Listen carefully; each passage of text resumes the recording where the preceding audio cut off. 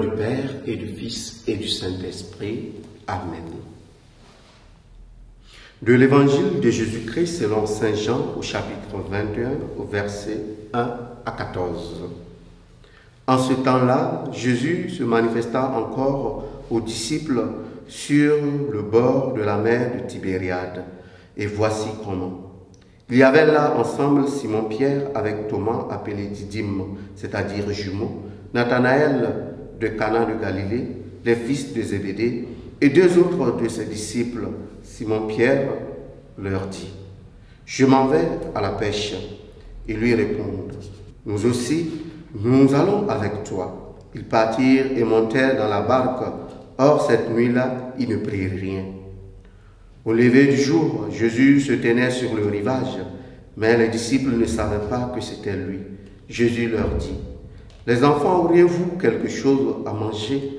Ils lui répondirent, « Non. » Il leur dit, « Jetez le filet à droite de la barque et vous trouverez. » Ils jetèrent donc le filet et cette fois, ils n'arrivaient pas à le tirer, tellement il y avait de poissons.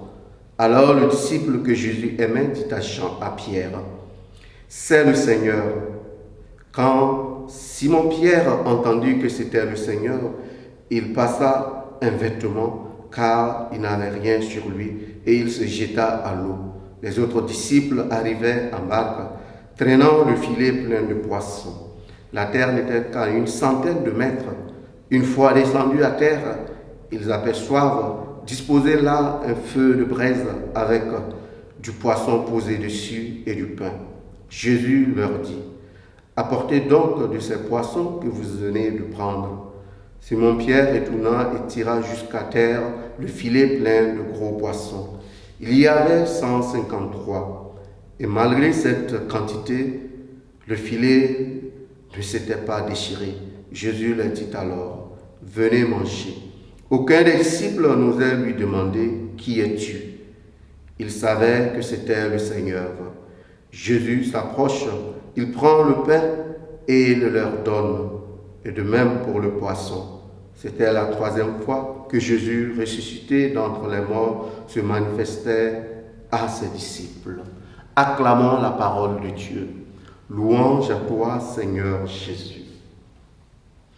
Bien-aimés dans le Seigneur, le mystère de la résurrection, pour ne pas dire la joie pascale, nous invite à prendre conscience que ce mystère-là implique que le vide de nos filets se remplisse lorsque nous adhérons justement à ce mystère-là. Et nous voyons aujourd'hui des apôtres, des disciples qui retournent dans leurs activités ordinaires.